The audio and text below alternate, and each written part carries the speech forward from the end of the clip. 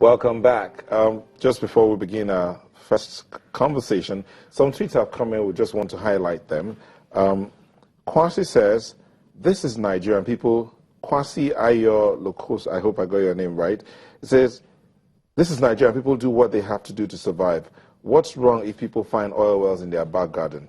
It's what people have been doing for hundreds of years in the States and the Middle East. But in Nigeria, you become a criminal for discovering something. That's from Kwasi. Victor, yes. Festus Akimboyewa says, the High Commission in the UK is now organized than it used to be. Problem is, some go to the High Commission without the required documents. And Efosa finally says, thank you for what you said. We need to reset our brains. Nigerians always say it's the government, which is totally wrong. Let's leave it there. Yes, so now let's go into our first conversation this morning, and we'll be looking at the new cases of the wild polio virus in some parts of Borno State. According to the Minister of Health, Professor Isaac Adewale, the outbreak affected 2 children from Gosa and Jere local government areas of the state, and children in the area would have to be given 3 rounds of immunization to contain the situation. Now we have Dr. Tunji Funshaw with us in the studio, and he is Chairman, National Polio Plus Committee of the Rotary International. Good morning. Good morning. Thank you for joining us. And we also have a public health writer, Yinka Shokumbi. Yeah. Good morning. Good morning. And thank you for joining us. Yes.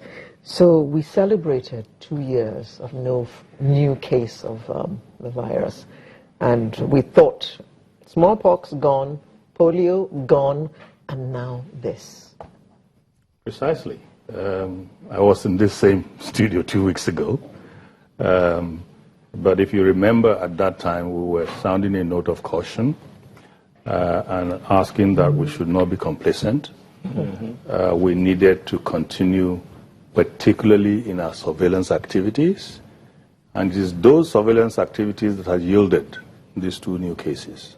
We had said that Nigeria will only become certified a polio-free country if after 1 year we have no more polio cases and we have a robust surveillance system. There's no point saying you're polio-free and polio is festering in some nook and cranny, of the country. So it's a kudos to the program that we're not missing, some polio cases. I've been challenged a number of times by people who say, oh, we see paralysis. How come, you say there's no polio? And I've had to explain that, paralysis can be due to a lot of factors. Not just polio. Actually, one of these children who has been found to have, polio virus was not the child who brought the case to our notice. It was another child who had paralysis, who had close contact with this child that led to this detection. In other words, the child who had paralysis didn't have polio virus in his stool. Okay. But because we usually will check every contact of a paralyzed child, we're able to pick up this. So that's kudos, to the surveillance system. So it is not over like we said 2 weeks ago, or it is over.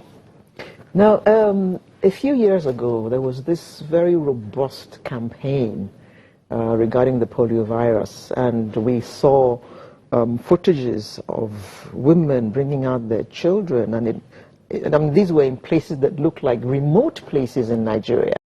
And, people were happy that finally women are accepting to have their children immunized. And we thought with this, in no time at all, we would have a polio-free Nigeria.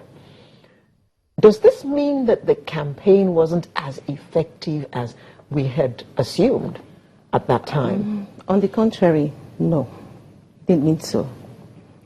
You recall that as far back as 2007, when there was this campaign that polio vaccines were dangerous to the women's health by the clerics up there, we were accused, that is, the media was accused of being the agent of carrying this campaign of calumny.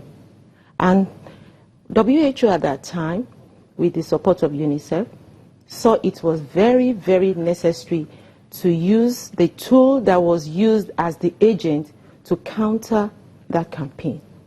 So in 2007, a group of journalists were gathered together and trained, given adequate information from across the country.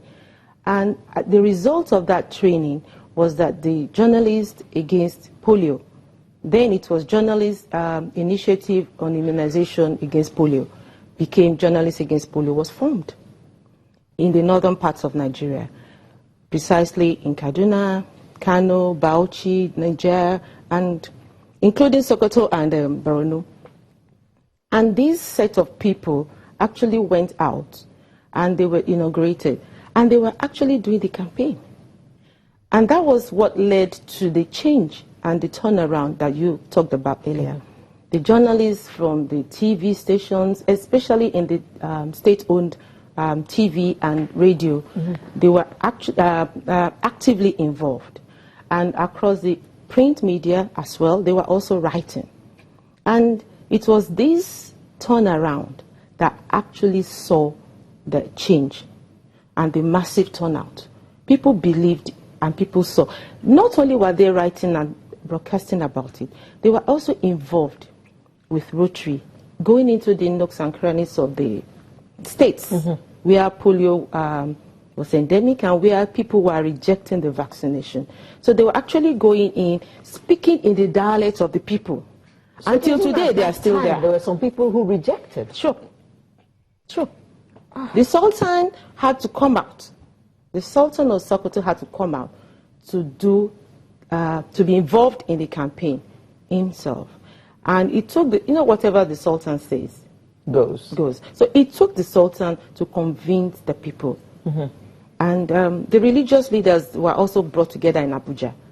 I was at the forum, and they were educated. It was proven to them that these vaccines were not dangerous.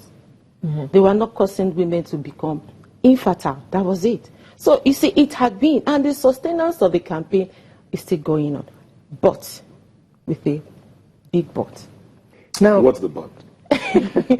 I'll tell you, like every other media campaign, while you have people put together to do a program, the media stations, the owners of these writers, are they really sustaining the writers? You understand what I mean?